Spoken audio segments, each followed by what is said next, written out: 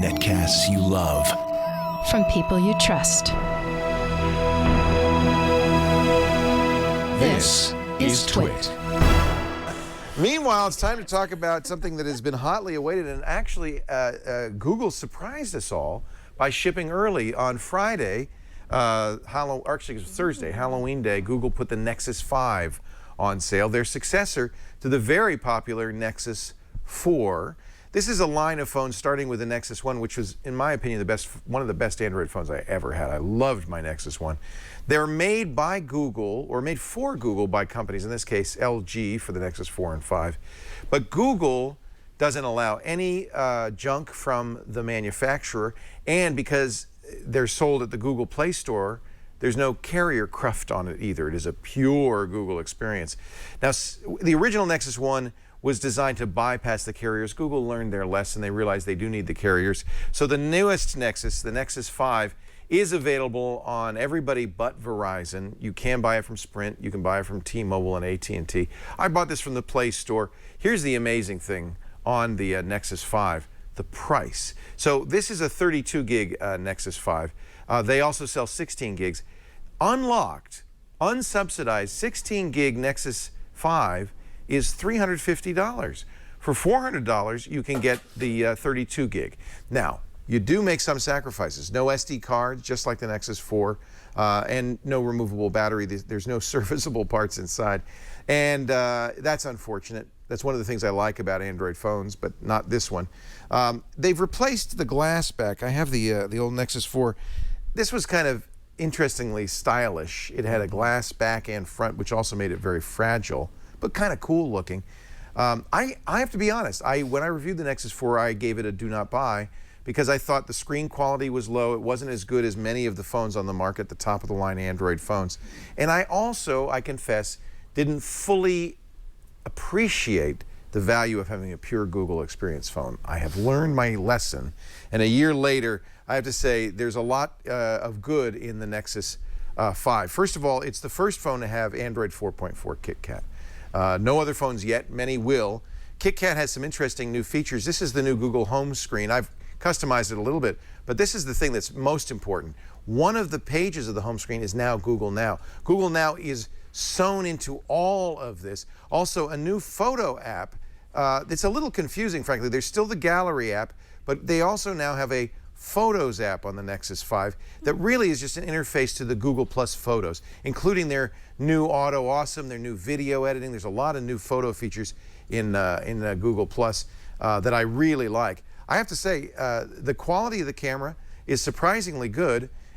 Look at that picture of the sidewalk. No, that was a mistake, obviously. It's really rich. I think there's an HDR Plus mode that does a great job. This is an 8 megapixel shooter. Still maybe not as good as the iPhone, but I have to say Google's really making some real progress in the software side of this, particularly if you're a Google Plus user. I think you're going to really enjoy the quality of the camera on this. That's a first for a Nexus phone, frankly. They've always been a little second rate in the cameras. It's also a much improved screen over the Nexus 4. It's now full 1080p 5-inch screen. And I felt like it was a little washed out. I think my eyes are ruined by all of the Super AMOLED screens I've been looking at.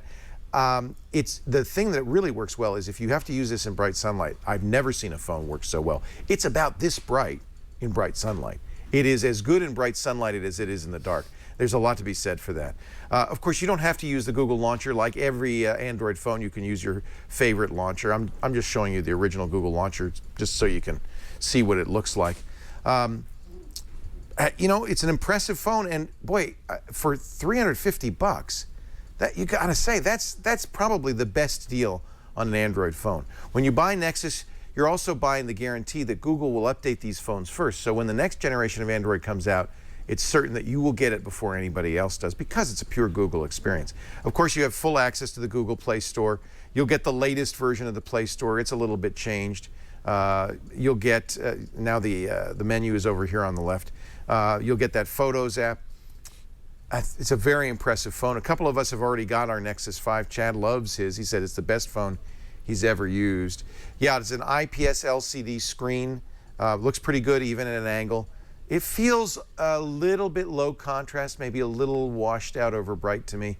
In fact, one of the reasons I have a black wallpaper on that is to reduce that feeling of kind of over bright. But maybe that's because I've been spoiled by other phones and other screens.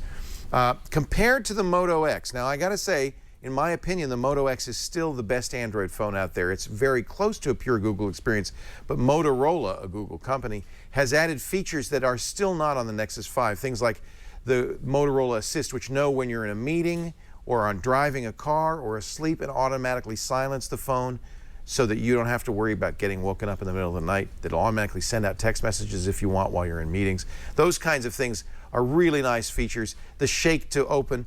But this does have one thing that the Moto X has. When the phone's unlocked, you can say, "Okay, Google," and the phone will respond. And it just did. It just did. And I think that's really a nice feature. The hands-free, no button to push. The phone has to be unlocked for it to do that. This also lacks one feature that makes that really great on the Moto X, which is the skip feature. That means when you're in a trusted Bluetooth area or you put it on a specially formulated NFC chip, it'll automatically unlock itself. You still have to unlock this manually or not lock your phone, which I don't recommend. Another nice feature that I expect to be in more and more Motorola phones in time is the tap to pay. It's got NFC in the back. You can set it up with a variety of applications. Of course, Google hopes you'll use Google Wallet. It comes with Google Wallet. And if you go to a store that has the tap to pay feature, don't know where those would be, but one hopes more will appear, you can literally just tap this. I think McDonald's does it, a few places like this. You can tap at your phone and automatically pay with your Google Wallet or other application. So a beautifully designed phone. I think Google was smart to replace the plastic with this velvety soft touch. They replaced the glass with the velvety soft touch plastic.